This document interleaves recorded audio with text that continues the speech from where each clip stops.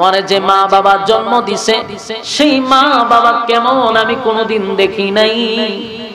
মানুষ আল্লাহ কেমন আকৃতিতে বানাইছে সেটাও কোনোদিন আমি দেখি নাই। আমার আল্লাহ কেমন বানাইলো সেটাও আমি কোনোদিন দেখি নাই। আপনার কথায় উঠছি আর আপনার কথায় বসছি। আমার চোখ দুইটা নাই, আমি জানি আমার চোখ না থাকার কারণে আমি কত কষ্টে ছিলাম। এই পৃথিবী আল্লাহ এত সুন্দর করে বানাইছে, আমার যদি মালিক চোখ না দিত এই পৃথিবী কেমন আমি কোনোদিন দেখতে পারতাম না। কত ডাকলাম আপনারে খোদা বলে, কত ডাকলাম, কোনোদিন আমার কোনো উপকারে আপনি আসলেন না। এই বাদশা, এই যুবক যখন আমার রবের পরিচয় দিল, আমি আমার রবরে শুধু একবার আল্লাহ বলে ডাক দিছি, সুবহানাল্লাহ, আল্লাহ বলে ডাক দিলাম। সাথে সাথে আমার মালিক আমার চক্ষুটা ফিরায়া দিল। আমি এই পৃথিবীর সৌন্দর্য দেখতে পারলাম। আমি মানুষ কেমনে বানাইলো সেটাও দেখলাম। আমি আমার সব কিছু ফিরে পাইলাম। শুধু একদিন আল্লাহরে একবার ডাক দেওয়ার পরে যদি এমন নিয়ামত আমি পাই, সেদিন থেকে বুঝতে পারছি আপনি কোনো খোদা না। খোদা না মানলে মানুষকে শুলিতে ঝুলাই আপনি হত্যা করেন।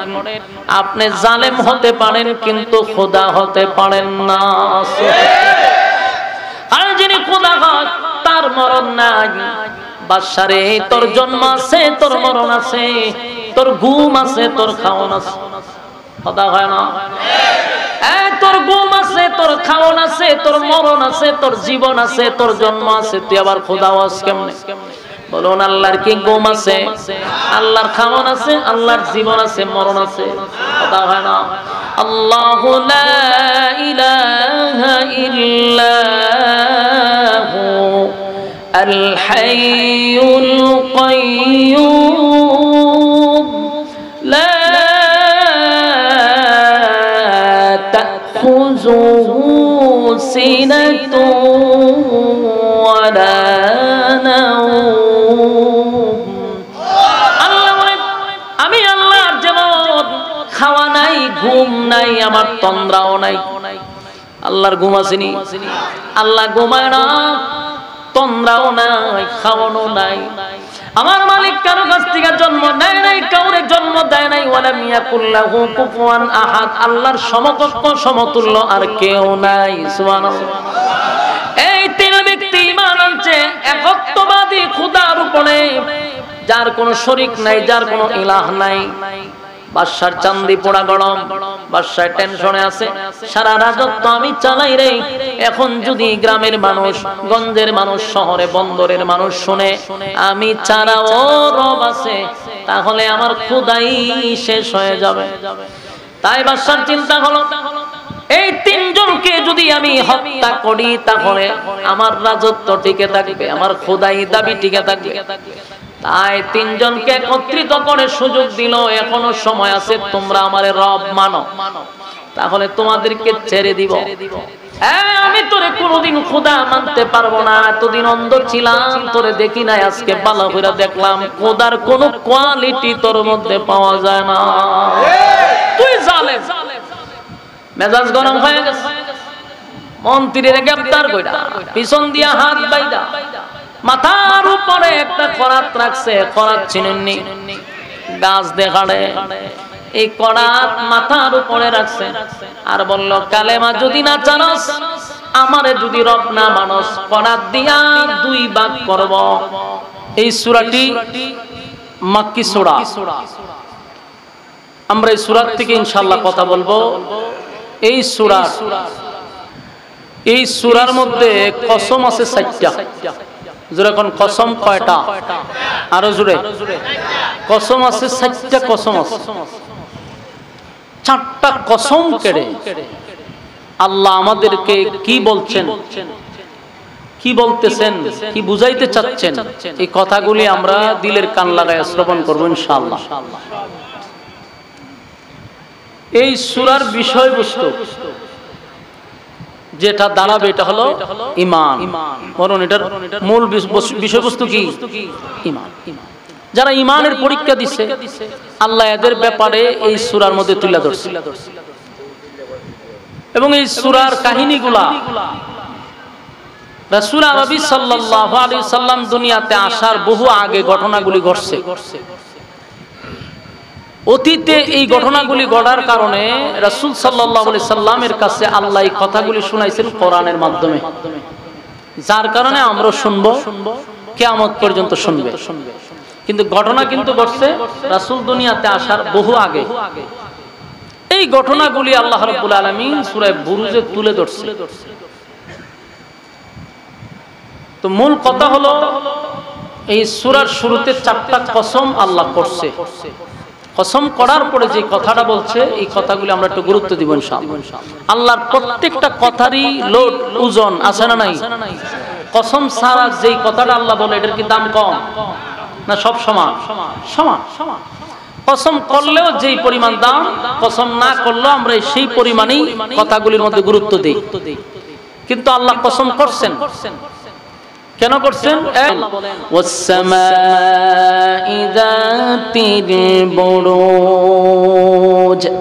আল্লাহ বলেন যে নক্ষত্রের কসম, ওই যে আসমানে যে তারকাগুলি দেখি সেই তারকাগুলির কসম, সেই আসমানের কসম। তাহলে প্রথম আয়াতে আল্লাহ তারকা বিশিষ্ট আসমানের কসম করছে। এরপর আল্লাহ বলেন ওয়াল ইয়াউমিল মাউউদ, আল্লাহ বলেন সেই দিনের কসম, মালিক ইয়াউমিদ্দিন, যেদিন বিচার হবে, তার মানে কিয়ামত দিবসের কসম। কিয়ামত দিবসের কসম করছে আল্লাহ, যেদিন আল্লাহ নিজে বিচারক হবে সেই দিনের কসম আল্লাহ করছে। ওয়াল ইয়াউমিল মাউউদ, কিয়ামত দিবসের কসম। ওয়া শাহিদিন ওয়া মাশহুদ, এখানে এই আয়াতে দুইটা কসম, ওয়া শাহিদ ওয়া মাশহুদ। এখানে শাহিদ একটা কসম, মাশহুদ আরেকটা কসম। ওয়া শাহিদিন ওয়া মাশহুদ, এখানে দুইটা কসম। আল্লাহ বলেন এই এখানে আল্লাহ ইয়াউমুল জুমআর কথা বলছে, আবার ইয়াউমুল আরাফার কথা বলছে, মানে যেই দিনটা ঘুরে ঘুরে মানুষের সামনে আসে সেই দিনটার কসম। যেমন জুমার দিন ঘুরে ঘুরে আমাদের সামনে আসে না, তাহলে এটার কসম। আবার আরাফার দিন এটাও আমাদের মধ্যে বছরে একবার ঘুরে ঘুরে আসে, এজন্য আল্লাহ জুমার কসম করছে, আরাফার দিনের কসম করছে। তাহলে কসম হইল কটা? 4টা। এরপরে যে আল্লাহ কথা বলছেন 4টা কসম করার পরে কুতিলা আসহাবুল উখদুদ, গর্ত খননকারীরা ধ্বংস। এখানে গর্ত খননকারীর ব্যাখ্যা অনেকগুলা হতে পারে। গর্ত খননকারীরা ধ্বংস হয়ে গেছে, তার মানে জালেমদের উপরে আল্লাহর অভিশাপ, জালেমরা ধ্বংস হয়। আর আল্লাহ নিজেই বলতে 4 কসম, জালেমদের উপরে আমি আল্লাহর অভিশাপ। যারা গর্ত খনন করছে তাদের উপরে আমি আল্লাহর অভিশাপ। এই কথাগুলি আপনারা একটু মাইন্ডে রাখবেন। এখন আমি এটার ব্যাখ্যা করতেছি না, শুধু আপনারা একটু মাথায় রাখবেন। তাহলে 4 কসমের পরে কি বলছে? গর্ত খননকারীর উপরে আল্লাহর অভিশাপ। এরপর আল্লাহ বলেন আন-নারি যাতির ওয়াকুদ, আগুনওয়ালা, মানে যে গর্তে আগুন ধরানো হয়েছে এই আগুনওয়ালাদের ব্যাপার আল্লাহ কথা বলছে। তাহলে এখানে আমরা আগুন পাইলাম যে গর্তে আগুন ধরেছিল। এর আগে কি বলছে? গর্ত খননকারীর উপরে আমি আল্লাহর অভিশাপ, এবং গর্ত খননকারীরা ধরা পড়েছে, ধ্বংস হয়ে গেছে। পরে আসলো কি? আগুনের কথা। এই প্রত্যেকটা কথা আপনি এখন মাথায় রাখতে হবে, তাহলে সামনের কথাগুলো আপনি বুঝতে সুবিধা হবে। এরপর আল্লাহ বলেন ইযহুম আলাইহা কুউদ, যখন তারা পাশে বসেছিল, মানে কিছু লোক পাশে বসা অবস্থায় ছিল। এই কথাগুলো ইয়াদ রাখবেন। وهم على ما يفعلون بالمؤمنين شهود, এবং মুমিনদের সাথে যারা ছিল,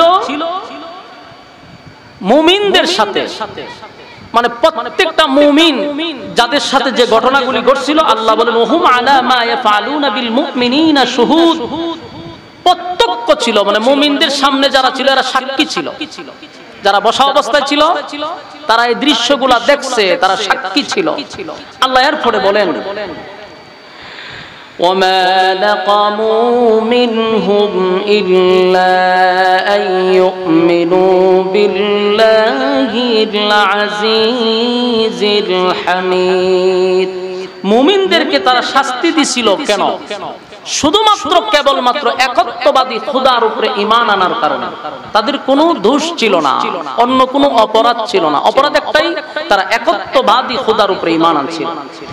الذي له ملك السماوات والأرض والله على كل شيء شهيد। এরপর আল্লাহ বলেন আকাশ মণ্ডলী ও পৃথিবীর রাজত্ব যার মুঠোয় এবং আল্লাহ সব কিছু জানে। সব কিছু কার মুঠে? আল্লাহর মুঠোয়। এজন্য আল্লাহ বলেন যা ঘটেছে আমি দেখেছি, আমার অগোচরে কিছুই হয় না, সবকিছু আমি অবগত, আমি জানি। ইন্নাল্লাযীনা ফাতানুল মুমিনিনা ওয়াল মুমিনাতি সুম্মা লাম ইয়াতুবু ফালাহুম আযাবু জাহান্নাম ওয়া লাহুম আযাবুল হারীক। নিশ্চয়ই যারা মুমিন ও পুরুষ মুমিন নারীদের উপর নির্যাতন করেছে তারা তওবা করে নাই, আল্লাহ কয় এদের জন্য শাস্তি, এদের জন্য আমি শাস্তির ব্যবস্থা করছি। তাহলে এখন আসুন আমরা এই বিষয়গুলা একটা একটা করে বোঝার চেষ্টা করি। প্রথম কসম কয়টা? আরো জোরে কয়টা? চারটা। কসম করার পরে আল্লাহ কি বলছে? যে জালেমদের প্রতি আমি আল্লাহর অভিশাপ। এখানে আল্লাহ বলছেন গর্ত খননকারীদের উপরে আমি আল্লাহর অভিশাপ, তারা মারা পড়ছে, গর্ত খননকারীরা মারা পড়ছে। তাহলে আমরা এখান থেকে একটা গর্ত পাইলাম, এরপরে আগুন পাইলাম, আগুন ধাউ ধাউ করে জ্বলছিল, একটা আগুনও পাইলাম। আবার এক আয়াতে পাইলাম যে পাশে কিছু লোক বসা ছিল, তারা সব দেখেছিল, ঠিক না? এরপর আমরা পাইলাম কিছু মানুষদেরকে শাস্তি দিছে যারা ছিল পুরুষ মুমিন এবং নারী মুমিন। এই নারী এবং পুরুষদেরকে আগুন দিয়ে তারা জ্বালাইছে, পুড়াইছে। অপরাধ কি? ঈমান আনছে কার উপরে? তাহলে আমরা চারটা কসমের পরে আল্লাহ গর্ত খননকারীর উপরে অভিশাপ দিছে। একটা গর্ত পাইছি, ইয়াদ রাখবেন। এরপরে এই গর্তের ভিতরে আগুন ধরাইছে, আগুনও পাইছি। এরপরে কিছু মুমিন বান্দাদেরকে আগুন দিয়া জ্বালানো হয়েছে, পুরানো হয়েছে। আল্লাহ বলতেছে আমি সব দেখছি। এবং কিছু মানুষ সেখানে বসে তারা আনন্দ ফুর্তি করছে। যখন মুমিনদেরকে আগুন দিয়া জ্বালানো হয় তখন পাশে কিছু মানুষ বসে হাসি তামাশা করছে। তারা কারা? এর বিস্তারিত আলোচনা আমি করতে চাই, আপনারা যদি আমার অনুমতি দেন। কিন্তু আপনার আওয়াজও দরকার। যদি আওয়াজ প্যান্ডেলে না পান বলবেন, কাউন্টার দিবেন যে মাইকের আওয়াজ পাচ্ছি না, এটা বলতেই। এই জন্য আওয়াজ না পেলে আপনার ইশারা দিবেন যে আওয়াজ পাই না।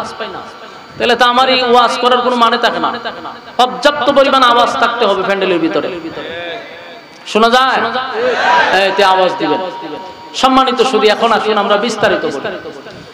যে মুমিন বান্দাদেরকে আগুন দিয়া জ্বালানো হইছে তাদের অন্য কোনো অপরাধ ছিল না।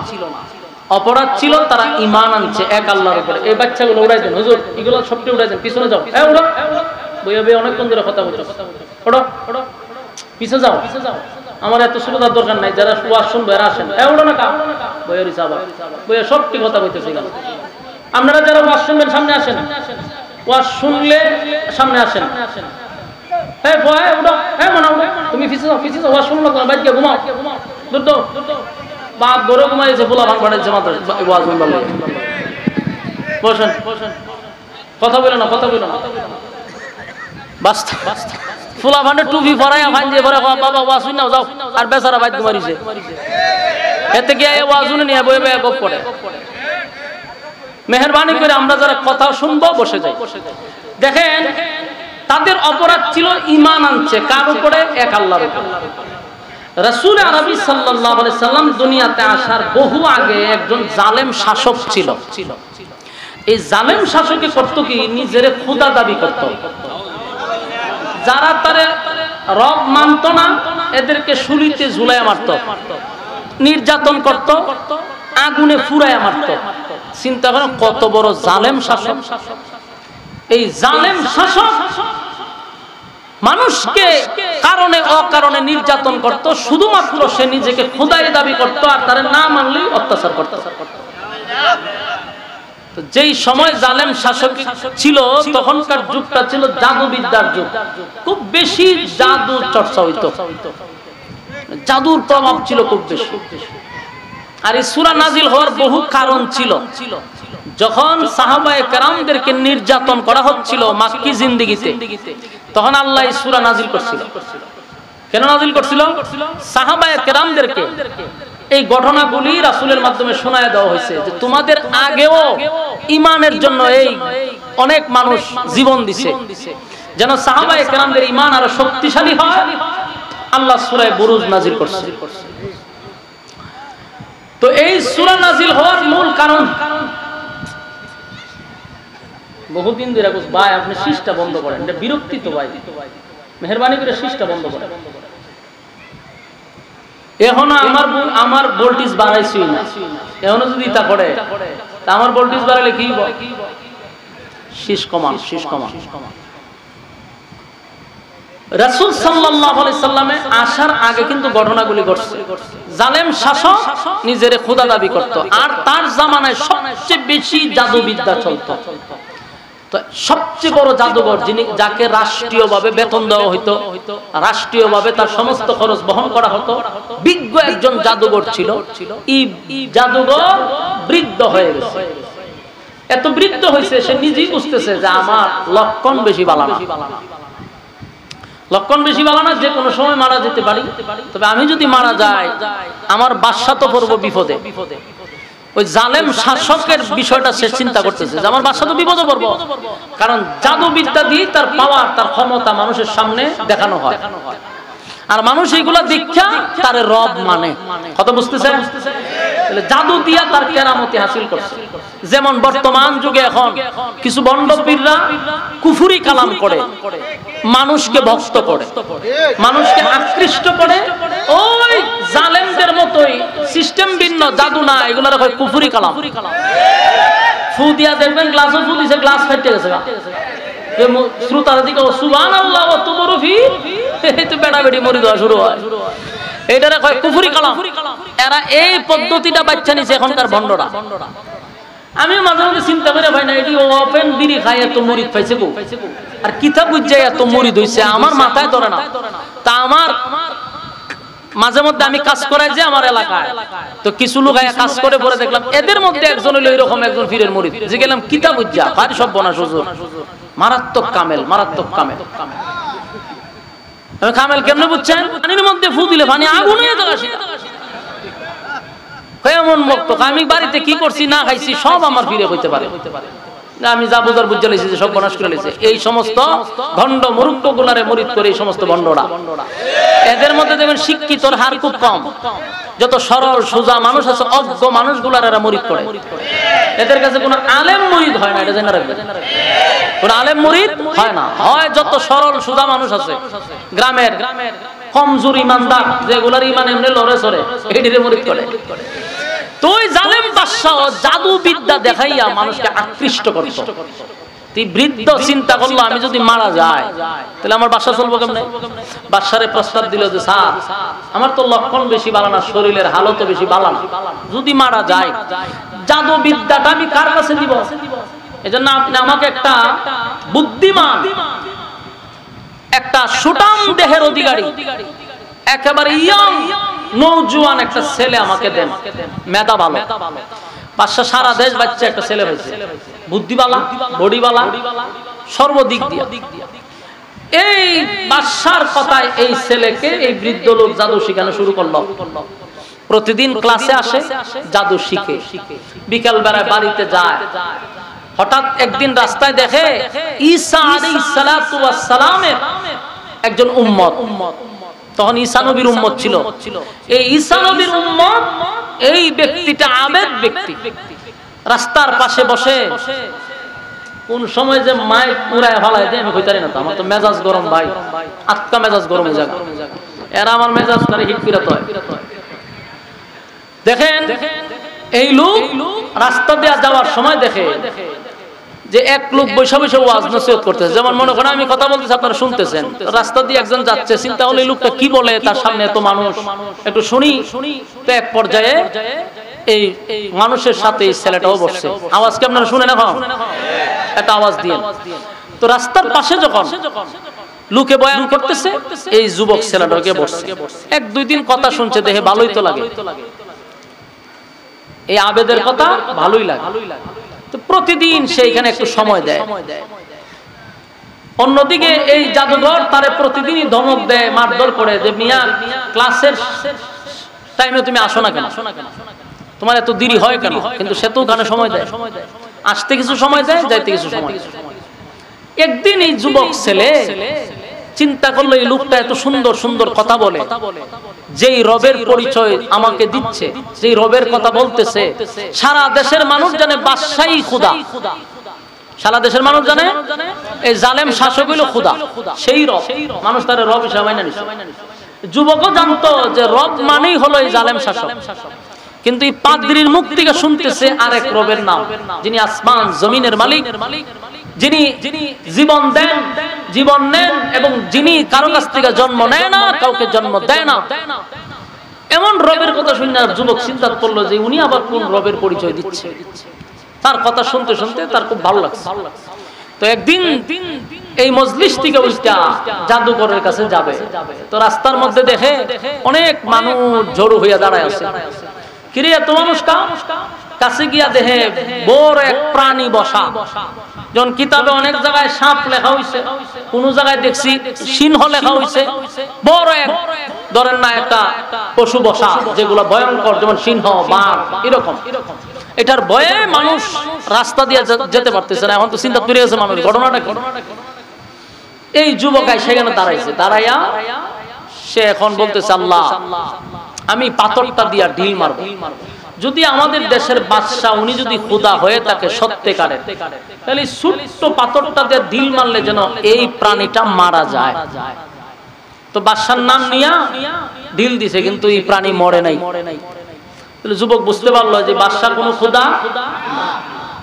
এবার সে বলল, পাদ্রী আমাকে যে খোদার পরিচয় দিছে, উনি যদি সত্যিকারের খোদা হয়, তাহলে এই পাথরটা দিয়ে ঢিল মারলে যেন মারা যায়। পাথর দিয়া ঢিল মারতেই এত বড় সিংহ সাথে সাথে মারা গেছে। এখানে কিন্তু উপস্থিত অনেক মানুষ ছিল, তারা এই দৃশ্যটা দেখছে। দেখার পরে এরা মনে করছে যুবকের ভিতরে অলৌকিক কিছু আছে, নাইলে এত ছোট একটা পাথর দিয়া ঢিল মারলে এত বড় সিংহ মরে না। যুবকের রাতারাতি জনপ্রিয়তা বেড়ে গেছে।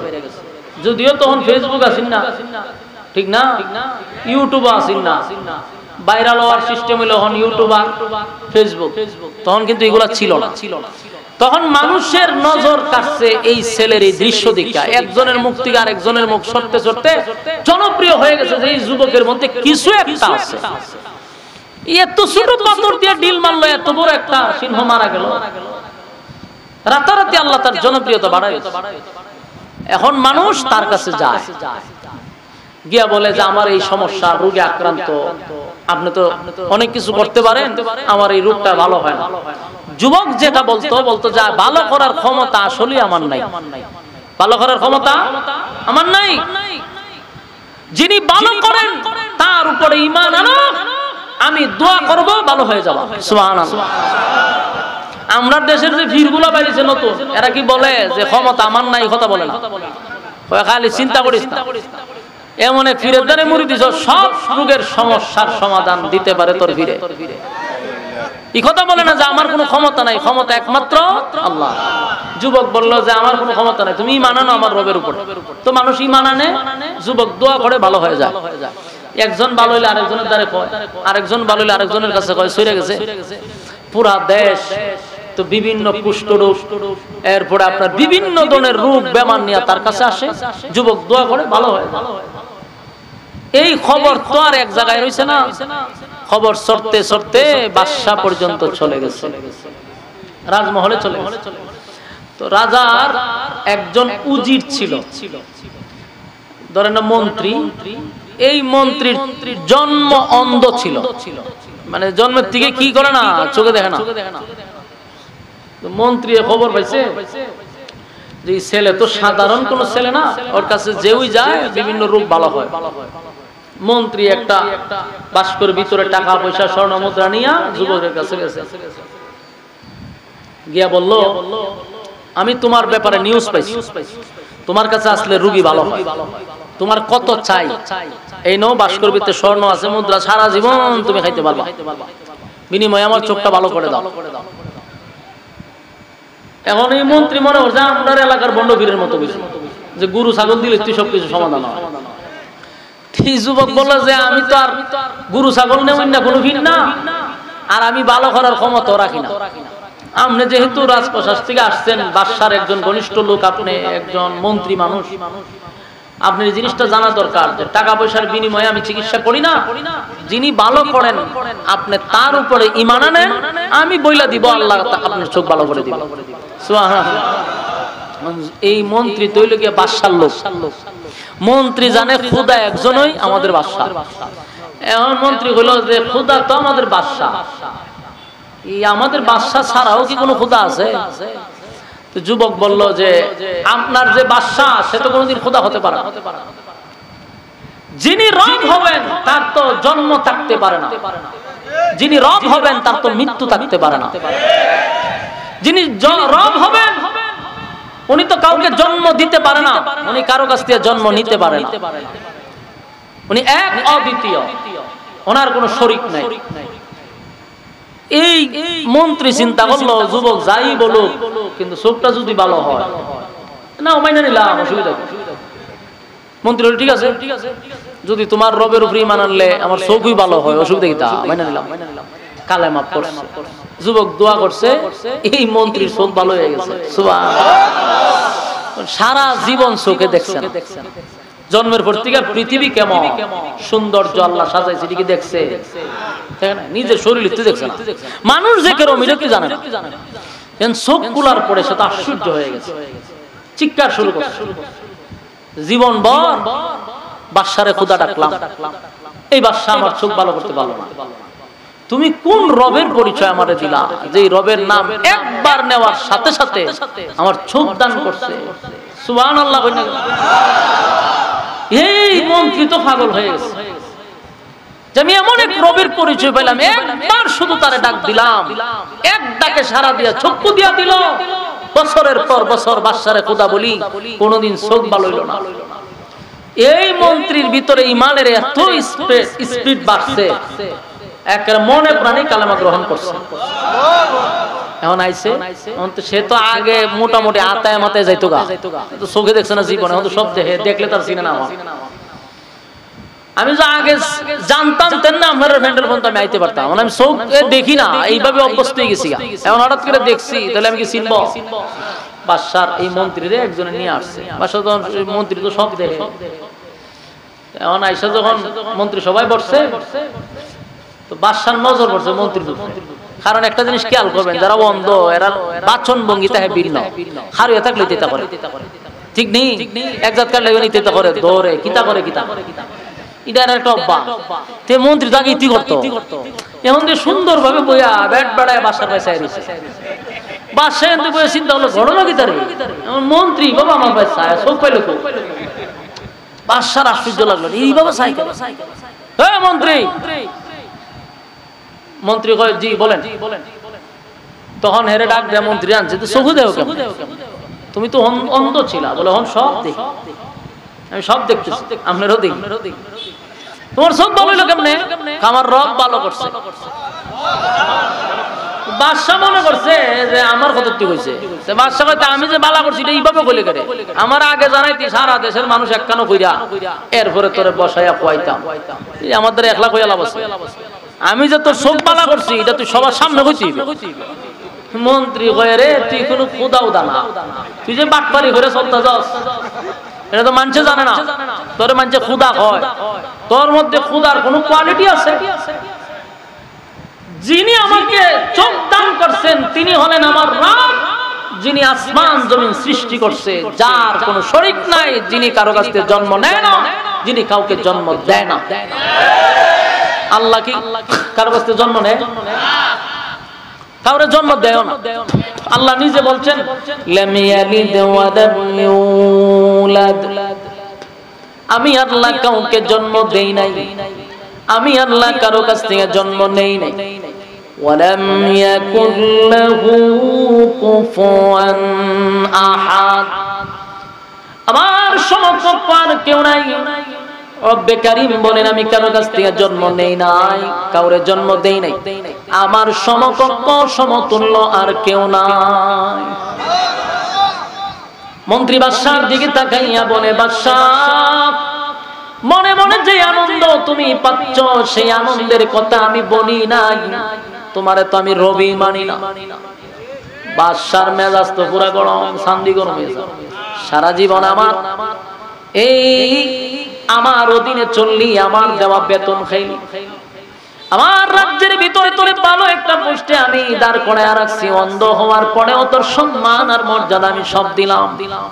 আজকে আমাকে তুই খোদাই মানুষ না বলেন না, তোর চোখকে ভালো করছে, বলে আমার রব ভালো করছে।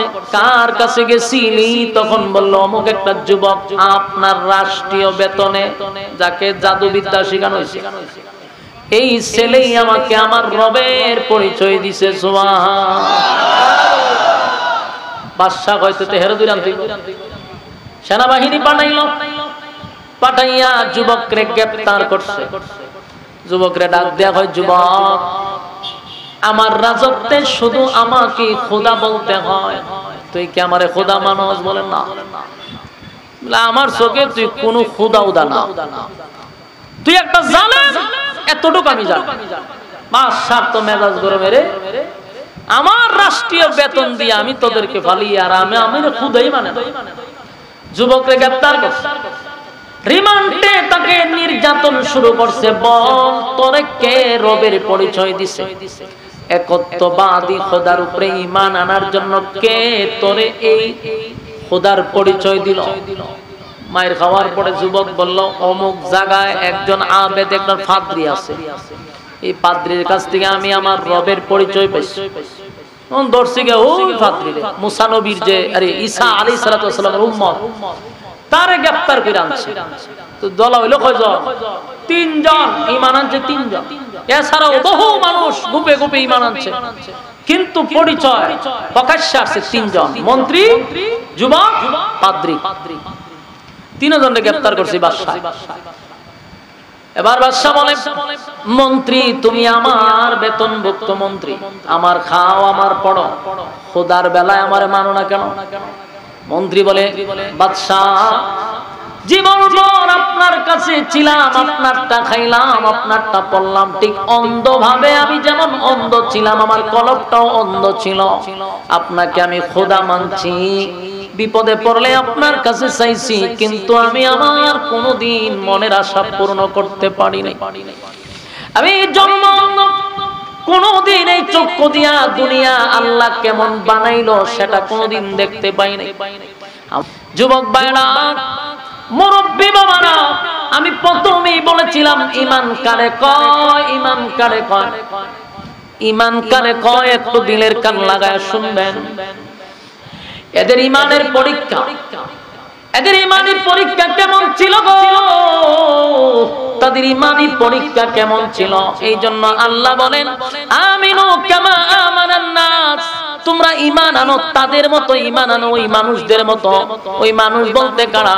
হয় সাহাবায়ে কেরাম, আর না হয় আসিয়া হতে পারে, আব্দুল্লাহ বিন তামের হতে পারে, সাহাবায়ে কেরাম হতে পারে, কারণ তারা ঈমানের পরীক্ষা দিয়ে উত্তীর্ণ হয়েছে। আল্লাহ বলেন আমিনু কামা আমানান নাস, তোমরা ওই মানুষদের মতো ঈমান আনো। এক করাত মাথার উপরে রাইখা এক আল্লাহর উপরে ঈমান আইনা তারা করাতের নিচে মাথা দিয়া দিছে। বলুন এই লোকটা কি জন্মগত ইমানদার ছিল? তার বাবা কি ইমানদার ছিল? না, সবেমাত্র ঈমান আনার পরে ঈমানের পরীক্ষা তার উপরে শুরু হয়ে গেছে। 99 নয় 100 নাম্বার পাস করছে। সুবহান। আমার যুবক ভাইরা, এই যে আমি বক্তা সহ, আল্লাহ মাফ করুক আপনাদের ব্যাপারে আমি জানি না, আমার ব্যাপারে বলি, আমার মাথার উপরে যদি করাত রাখে রে, আমার ঈমান টিকবো কিনা আল্লাহ ভালো জানে। এমন ভয়াবহ অবস্থা। কারণ যেই বাংলাদেশে আমার যুবক ভাইরা, আল্লাহ বলেন আমিনু কামা আমানান নাস, ওই মানুষদের মতো ঈমান আনো যারা করাত মাথার উপরে রাখা কালেমা ছাড়ে নাই। সুবহানাল্লাহ। মন্ত্রী রে করাত দিয়া 2 ভাগ করছে। হায় হায়, এই ঘটনাগুলি যখন আমরা পড়ি আমি নিজের মধ্যে আমার কম্পন সৃষ্টি হয়। আল্লাহ না করুক যদি আমারে করাতটা মাথার রেখে হয় মৌলবী ঈমান ছেড়ে দেয়, আমি কতক্ষণ টিকা থাকবো এই চিন্তায় আমার ঘুমে ধরে না যে সর্বনাশ, কেমনে মাথার করাত নিস। করাত দিয়া যদি এইভাবে কাটতে থাকে, বুঝেননি অবস্থাটা, একবার চোখ দিয়া কল্পনা করে ভাবা যায়। কিন্তু তারপরেও করাতের নিচে গিয়াও ঈমান দেয় নাই, জীবন দিয়া দিছে, ঈমান দিছে না। ঠিক কি না বলেন? হুজুর আসলে ছেড়ে দিব, হুজুর নিয়ে আসলে ছেড়ে দিব ইনশাআল্লাহ। বিরক্ত লাগতেছে, আপনারা বুঝে লেছি তো। এক কথাগুলি মনোযোগ দেন। 1 নাম্বার হলো ঈমানের পরীক্ষা। ঈমানের পরীক্ষা আপনি আমাদের আসবে, ঈমানের পরীক্ষা আসবে, এটা মাথায় রাখবেন। যখন নিজের ঈমানদার দাবি করব, শুধু মুখ দিয়ে ঈমান দাবি করলে চলবে না, অন্তরে ঈমান থাকার দরকার আছে না নাই? আজকে যদি আপনি সবাইরে জিজ্ঞাসা করেন যে আপনার ঈমান আসেনি, কেউ আপনাকে বলবে না হুজুর আমি বেঈমান, সবাই বলবে আমরা ঈমানদার। ঠিক নেই? কথা হয় না? সবাই বলবে ঈমানদার। যে 3 ডালা গাঞ্জা খায় সেও হয় আমি ঈমানদার, যে সুদ খায় ঘুষ খায় সেও হয় ঈমানদার, জীবনে কোনদিন নামাজ পড়ে না, রোজা রাখে না, পর্দা করে না, এমন ব্যক্তিও বুকতা বাদিয়া হয় নামাজ না পড়লে কি তুই যে ঈমান আছে?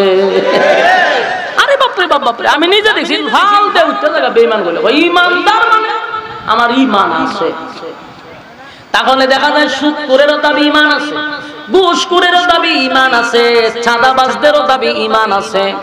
এরে যে ব্যক্তি নামাজ নাই রোজা নাই সেও দাবি করে ঈমান আছে। কেন দাবি করে জানেন? কারণ আপনি তার বেঈমান হওয়ার সাহস নাই। হে আপনারা ঈমানদার কই, আপনি কি এর ডাইরেক্ট বেঈমান হইতে পারবেন? কেন? ঈমান মাফার থার্মোমিটার নাই। ঈমান মাফার, ওরে আল্লাহ আওয়াজ দিন না, ঈমান মাফার কি নাই? থার্মোমিটার নাই। জ্বর উঠলে একটা মেশিন বগলের নিচে রাখে, এটার নাম হলো থার্মোমিটার। টান দেয়া বাইর করে দেয়া 360 102 104, এটারে হয় জ্বর মাপার মেশিন, থার্মোমিটার। ঠিক নেই? এখন যদি ঈমান মাপার মেশিন থাকতো তাহলে আমি মৌলবী শুদ্ধ ধরা পড়তাম। কথা কেন? ঈমান ধরা পড়তো, বক্তা ধরা পড়তো, ফির ধরা পড়তো, নেতায় ধরা পড়তো। বক্তায় যখন আসতো ওয়াজ করার জন্য, কমিটিরা হয়তো হুজুর ওয়াজ করবেন, পরে আগে বগলের নিচে একটু আলগি দেন। ওয়াজ করবার আগে আমার বগলের নিচে একটা মেশিন ঢুকাই দিত, ঢুকাই তো আপনার ঈমান দি জিরো, ওয়াজ করার না কোনো বাড়ি যান, মান সম্মান নিয়ে বাড়ি যান। বাস্তব না বাস্তব? মসজিদের ইমাম সাহেব যে নামাজ পড়ে, তো হুজুর নামাজ পড়াইবেন, পরে আগে বগলের নিচে আলগি দেন। ইমাম সাহেবের বগলের নিচে মেশিন ঢুকাই দিছে, টান দেয়া বাই করে দেয় ঈমান জিরো, হুজুর ইজ্জত লইয়া বাড়ি যায়। বাস্তব না বাস্তব? ফির আইছে মুরিদ করতো, ফিরের বগলের নিচে আলগি দিয়া থার্মোমিটার ঢুকাই দিছে। আয়াদে জিরো হুজুর মুরিদ করার লাগতো না, আপনি নিজের মান সম্মান লইয়া বাড়ি যায়। নেতা এসে ভাষণ দিত, আগামীতে আমি দাঁড়াইছি, হয়তো নেতা আপনি বগলের নিচে আলগি দেন, বগলের নিচে আলগি দেয় মেশিন ঢুকাই দিত। টান দেয়া বার করে হয়তো আপনি দিই মানুই না, আপনার নেতা মানুন কেমন বাড়ি যায়। বাস্তব না বাস্তব? আল্লাহ বলে তাকায়া দেখ, আমি তোর ইজ্জত আর সম্মান প্রকাশ্যে নষ্ট করি না। সুবহানাল্লাহ। একবার মনে মনে শুকরিয়া আদায় করেন রে, যদি আমার মালিক এই সিস্টেম চালু রাখতো, কোন বক্তায় বক্তাগিরি করা সম্ভব ছিল না, কোন পীর মুরিদান পিরাগি করার সুযোগ ছিল না, নেতায় নেতাগিরি করার সুযোগ ছিল না। কারণ প্রত্যেকটা মানুষ থার্মোমিটারের কাছে ধরা পড়ত। আল্লাহ কয় আমি মিশিং দিছি না তোরে নিজেরে শুধরানোর জন্য। রে ভালোই দেখিয়া আমি জানি বললা তোর ভিতরে কি পরিমাণ ঈমান আছে, তাই ভালো হ, এখনো সুযোগ দিছি, আমি প্রকাশ্যে বান্দা তোদেরকে বেইজ্জতি করি না। আল্লাহর কাছে দোয়া করছে, মালিক গুনার কারণে আমার উম্মতকে আপনি প্রকাশ্যে লজ্জা দিয়েন না।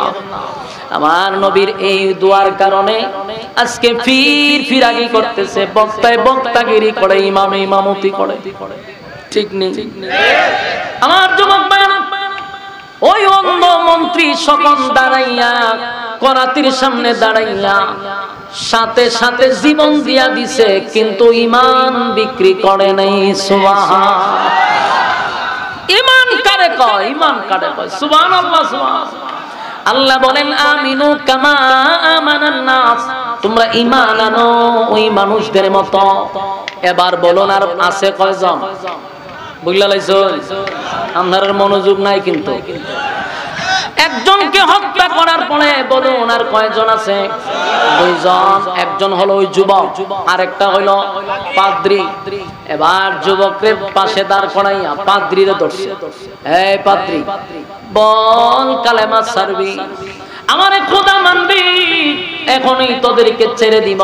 পাদ্রী কয়, আমাকে আমার কাছ থেকে ঈমান শিখলো এই যুবক, যুবকের কাছ থেকে ঈমান শিখলো এই বৃদ্ধ মন্ত্রী। মন্ত্রী করাত দিয়া জীবন দিয়া গেছে, ঈমান দেয় না, আমি কেমনে দিব? সুবহানাল্লাহ। পাদ্রীকেও করাত দিয়া, জিন্দা মানুষটারে করাত দিয়া দুই ভাগ করছে, কিন্তু এই পাদ্রীও ঈমান দেয় নাই, জীবন দিয়া দিছে। চিৎকার দিয়া কোন সুবহান। ঈমানের কত পাওয়ার, ঈমানের কত পাওয়ার গো। মুসলমানের ঘরে জন্ম নিয়া আমাদের ঈমান সকাল বিকাল কিন্তু বিক্রি হয়। আমরা সকাল বিকাল ঈমান বিক্রি করি। হায় আফসোস, হায় আফসোস, এই লোকটা সবে মাত্র কালেমা পড়িয়া জীবনটা দিয়া গেল, কিন্তু ঈমানটা দিল না। বাদশার চাঁদি পোড়া গরম একটাও বাঁচতেছে না, সব জীবন দিয়া দিতেছে, কিন্তু ঈমান দেয় না। এবার ধরছে যুবককে, এই যুবক, আমার টাকা দিয়া আমার রাষ্ট্রীয় খরচে তোর ভরণ পোষণ করা হয়, জাদু বিদ্যা শিখাইলাম, আমার পরবর্তীতে জাদু বিদ্যা দিয়া তুই আমারে টিকায় রাখবি, সেখানে তুই নাকি আমারে রবি মানুষ না। এখন দুইজনকে হত্যা করলাম তোর চোখের সামনে। যুবক রে, এখন বল তুই কি আমারে রব মানুষ নাকি তোর এই হালত করব? যুবক কয়, বাদশা আমি তো মনে করতাম তুই শুধু জালেম, কিন্তু এখন দিই তুই একটা বলদ। একটা বলে কেমনে? বলে আমি তোর বলদ কইছি। বাদশা কোন অ্যাঙ্গেল থেকে? বলে 70 অ্যাঙ্গেল থেকে দিয়েছি বলদ। কারণ যে লোকটার কাছে আমি কালেমা পড়লাম, একত্ববাদী খোদার উপরে ঈমান আনলাম, সেই লোকটাকেও তুই হত্যা করলি। আর ওই লোকের কাছ থেকে ঈমান আনলাম আমি, আমার পরে আমি যার কাছে দাঁড়ারে কালেমা পড়াইলাম, সেই মন্ত্রীকেও হত্যা করলি তুই, আমার পাদ্রীরেও হত্যা করলি তুই, দুইজনকে হত্যা করলি আমার কারণে। আর আমি বুঝি অন্তরে খোদা মানো, তুই বাপলে কেন এলে তুই বল? মন্ত্রী বাদশার মেজাজ গেছে গরম, এখন না তোরে আমি প্রকাশ্যে মারব। কিভাবে মারবো? প্রকাশ্যে মারবো না, তোরে লুকায় না, তোরে মানুষের সামনে মারতেই। বাদশা বলল সেনাবাহিনীদেরকে, এর ধর। ধরছে, বান বানছে, সবচেয়ে উচ্চ জায়গায় তারে উঠাইবি। যত উঁচা জায়গা আছে পাহাড়ে, পাথরের পাহাড় তো উঁচা জায়গা উঠাইবি, এখান থেকে ধাক্কা মাইরা নিচে ফেলাই দিবি, হ্যাঁ, যাতে ফইরা একেবারে বর্তা হয়ে যায়। আর তার মৃত্যু দেখে জনগণ যেন ভয় পায়, জীবনে যেন আর ক্ষুধাকেও দাবি না করে। তার কথা অনুযায়ী এই যুবকরে সবচেয়ে উচ্চ একটা স্থানে নিয়ে দাঁড় করাইছে। দাঁড় করে আত্মবাধা তো যুবকরে ওখান থেকে ধাক্কা মেরে ফেলাইবো, সেনাবাহিনীটা নামে লেউ উঠছে। যুবকে করছে কি, আল্লাহর কাছে দোয়া করছে, আল্লাহ মৃত্যু তো আমাকে বরণ করতেই হবে, আমি দুনিয়াতে থাকবো না এটা আমি জানি, চলে যেতেই হবে, তবে আমার একটু সময় দেন আল্লাহ, আপনি আমারে হেফাজত করেন, এই জালেমদেরকে আপনি ধ্বংস করেন। সুবহানাল্লাহ। এই কথা বলার সাথে সাথে পাহাড়ের মধ্যে ভূমিকম্প শুরু হয়েছে। কিটা শুরু হয়েছে? ভূমিকম্প শুরু হয়েছে। আপনারা কি মনে করতেছেন যে হুজুরে কিচ্ছা হইতেছে? এটা সূরা বুরুজের তাফসীর আছে, আমরা বাংলাতে ঘুরে নিয়ে একটা কথাও কোনো বাবার গিচ্ছাও না, দাদার গিচ্ছাও না, এটা ডাইরেক্টলি কোরআনে ঘটনাগুলি আছে। আমার কথাগুলি মনোযোগ দিয়ে শুনেন। বাদশাহ যখন তারে উঠাইলো বিশাল এক পাহাড়ের উপরে, পাথরের পাহাড়, নিচেও পাথর, কিন্তু আল্লাহ শুরু করে দিয়েছে ভূমিকম্প। কি কম্প? পাহাড়ের মধ্যে ভূমিকম্প শুরু করলো। ভূমিকম্পের কাঁপনিতে বাদশার যত বাহিনী আছে সব নিচে পড়ছে, ডিগবাজি দিয়া। নিচে পড়া মাত্রই বর্তা হয়ে গেছে, একবারে সমানে শেষ। কিন্তু যুবক পড়ে নাই। যুবককে আল্লাহ বাঁচাইছে। যুবক সুস্থ অবস্থায় পাহাড় থেকে লাইমা বাদশার সামনে হারিয়ে হয়। কি অবস্থা? ভালো নেই। বাদশা কতক্ষণ চাই হোক, কিরে ঘটনা কি? আমার বাহিনী কই? ওই পাহাড়ের নিচে গিয়ে দেখ, পাহাড়ের নিচে গিয়ে দেখ, সব বাহিনী বর্ত হয়ে গেছে, নাক মুখ হাত পাও সব বইতে গেছে, সব মরে গেছে। বাদশা ঘটনা কি? তোরা না আত্মবান্ধে উঠাইলা, বাহিনী মরার তো কথা না, তুই মরার কথা। হুনছত না ভূমিকম্প দিয়েছে? বলে হ, এই ভূমিকম্পতে সব শেষ। বাদশার ভিতরে একটা ভয় আমায় গেছে, রিয়ারি সর্বনাশ, এই ভুয়া তো সাধারণ ভুয়া না। বাদশা কয়, যুবক বুঝতে পারছি তুই যে আমার জাদুঘরের কাছ থেকে জাদু শিখছস, এই জাদু দিয়ে নি কাম করতেছস। দেখেন কত বড় বার্তা। হয় আমার রাষ্ট্রীয় টাকায় জাদু শিক্ষা, জাদু দিয়া সব মারতেছ। যুবক কয়, আমি সত্তার কসম করে কোন জাদু বিদ্যা আমি আদৌ তো শিখি নাই। তোর ফাঁদ দিয়ে যা শিখাইছি আমি এত রাখি নাই, আমি তো শিখার উদ্দেশ্য না। আমি যা ঘটনা ঘটছে তা আমিও জানি না, আমার রব ঘটাইছে। সুবহানাল্লাহ। বাদশা কয়, যাওই খোঁজ, আমি যা বুঝার বুঝছি, তুই জাদু দিয়া করো, ভালো কথা। এখন আবার সেনাবাহিনীরে কয়, এক কাজ কর, এই যুবকরে ধইরা একবারে ডাইরেক্ট লয়ে যাবে সাগরের মাঝখানে। সাগরের মাঝখানে নিয়া হেরে মুখ টুক বাইন্দা আত্ম বাইন্দা ওই সাগরের মাঝখানে ছেড়ে দিবি, আর মাছ টাছে খাই দিল, সব মরে যাবো। সেনাবাহিনীর এরা দৌড়া লইয়া এই যুবকরে দৌড়া লইয়া গেছে সাগরের মাঝখানে। এখানে গিয়ে যুবক আবার দোয়া করে, আল্লাহ আর একটু সময় দেন, বাদশার একটু খেলা দেখাইল। আল্লাহ সাগরের মাঝখানে আবার ভূমিকম্প শুরু, যেমন জোর তুফান দিছে, নৌকা উল্টাইয়া, নৌকা ডুবাইয়া সব তীরে পানিতে সুবাইয়া টুবাইয়া সব বন্ধ করে রাখছেন। ভাই ইতার যুগ নিয়ে আছে, সাইলেন্ট করুন। ওই নৌকা ডুবাইয়া বাতাসে হগল সেনাবাহিনীর পানিতে সুবাই সব মেরে দিছে। সুবহানাল্লাহ। মাইরা লাইছে, জনমের মাইর খাওয়াইছে, কিন্তু যুবকের কিছুই হয় নাই। এখানে সুবহানাল্লাহ। যুবক বাদশার সামনে আবার খারিছে, কিতা খবর? বাদশার দিকে আবার ব্যবহার হয়েছে, মাথা দাঁত দিয়ে হয়, ঘটনা কিতা? আমি না ভাড়ালাম সাগরের মাঝখানে তোরে হত্যা করার জন্য, হয় হত্যা তোর সব সেনাবাহিনী শেষ। বাদশার ভিতরে কম্পন সৃষ্টি হয়েছে যে লক্ষণ তো খুব খারাপ, এই ফুলারে তো মারা যেত না, এই ফুয়া সাধারণ ফুয়া। বাদশা টেনশনে পড়ছে, হনে গিয়া হয়, ভাই তুই ক তোরে মারণ কেমনে? আমি আর ভাবতেছি না, আমি ব্যর্থ, তোর অত্যাচারে আমি অতিষ্ঠ, আমি আতঙ্কে দেখে আমার ঘুম হয় না। বলে তোর তো চিন্তা করে? বলে আমি তো চিন্তা করবো, কারণ আমি খোদা দাবি করেছি, তুই থাকলে মানুষ আমার খোদা মানতো না, তুই বেড়ে যে গিয়া। যুবক হয়, আমি তো আমার এমনি মারতে পারবি না, তো হতে কেমনে মার তুই? রাতের ঘুম হারাম করছ তুই, কোনোভাবে তোর মারণ যায় না। যুবক কয়, আমার মারাটা কি তোর খুব বেশি জরুরি? বলে হ্যাঁ। বলে কারণটা কি? বলে ভিতরে ভয়। কি ভয়? তুই যদি তা হস, দেশের মানুষ আসল রবের পরিচয় জানবে, আমারে খোদা মানবে না। চিন্তা করছে যুবক, এই ঘটনা। বলে হ্যাঁ। বললে তোর অসুবিধা নাই, আমারও যদি মারতে চাও তাহলে আমার পরামর্শে আমাকে মারতে হবে, আমি যেইভাবে বলব এইভাবে হইলে আমার মারতে পারবো। বাদশা কই, তুই যেমনে কস এমনি হইব। যুবক কইল, ঠিক আছে, তুমি একটা কাজ করো, তোমার রাষ্ট্রের যত মানুষ আছে, তোমার রাজত্বের ভিতরে যত নারী পুরুষ আছে, কেউ ঘরে থাকতে পারবে না, সবগুলার একটা বিশাল মাঠে একত্রিত করবা, আর এখানে একটা স্টেজ করবা, স্টেজে আমার দাঁড় করাইবা, আর আমি আমার রবের কথা বলছি, এই রবের নাম নিয়ে তুমি তীর মারবা, আমার বুকে লাগবে, আমি মারা যাবো। সুবহানাল্লাহ।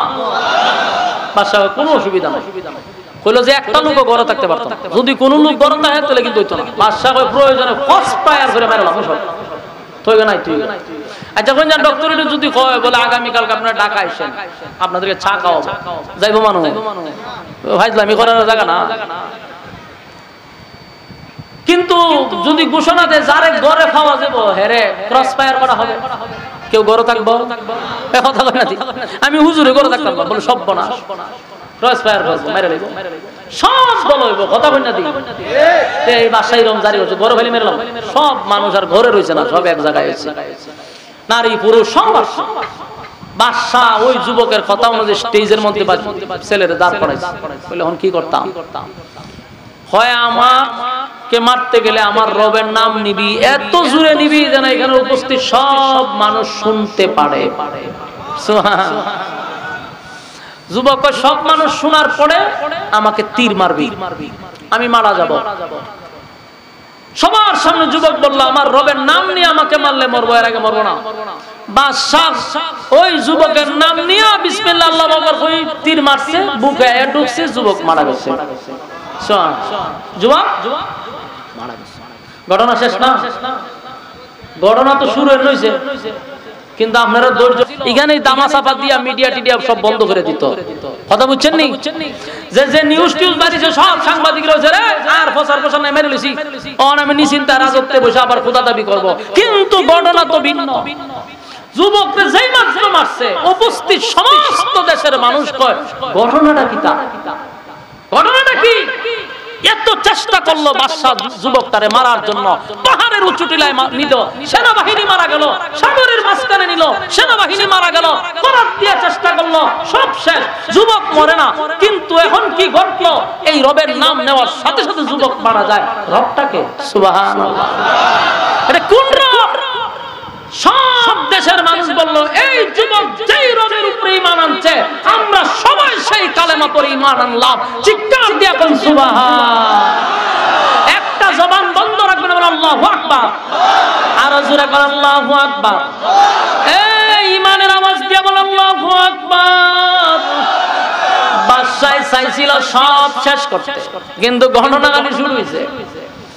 এবার দেশের সব মানুষ কালেমা পড়া আইছে ঈমান। আচ্ছা কোন চান বাদশার টেনশন আছিল কয়জনে লইয়া? 3 জনে লইয়া রাতের ঘুম হারাম। এখন ঘটনাটা কি করছে? দেশের সব মানুষ আছেন 3 জন, দেশের সব মানুষ। বাদশা হয়ে নিজেও মরল, আমার জ্বালায়া মারল, মরলি তো মরলি রে, সব দেশের মানুষের কালেমা পড়ায়া মরলি।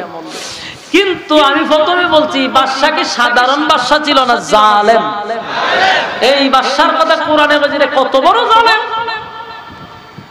যেই লোকটা 3টা মানুষের কালেমা সহ্য করতে পারলো না, 3টা লোক তারে খোদা মানে না, এই জন্য সে সহ্য করতে পারলো না, 3টা লোককে সে হত্যা করলো। এখন দেশের সব মানুষ কালেমা পড়ে ঈমান আনছে। এই বাদশা এর পরেও চিন্তা করলো না যে দেশের সব মানুষ যেহেতু কালেমা পড়েই ফেলছে তাহলে শেষ করে দিই, ইজ্জত আর সম্মান দিয়া চেয়ারে বসায় রে। এই মালিক কিন্তু জুতা দা ফিরাইয়া বললাম, তাই চেয়ারে বৈশা গেলে বুঝ জানিও না যে এটা আমি পাইছি, আর এখানে বৈশা ক্ষমতার অপব্যবহার করো না, কারণ যেই চেয়ারে আল্লাহ সম্মান দিয়া বসাইছে সেখান থেকে আবার নামাইতে পারে কিনা। তাই দেশের সব মানুষ যখন কালেমা পড়ছে তখন এই জালেম শাসক যখন গর্ত খনন করা শুরু করছে, পাইছেননি গর্ত? গর্ত পাইছেননি? আল্লাহ কি বলছিল? ওয়াসসামাই যাতিল বুরুজ ওয়াল ইয়াউমিল মাউউদ ওয়া শাহিদিন ওয়া মাশহুদ। 4টা কসম করছে। আমি ওয়াজ করি আমাদের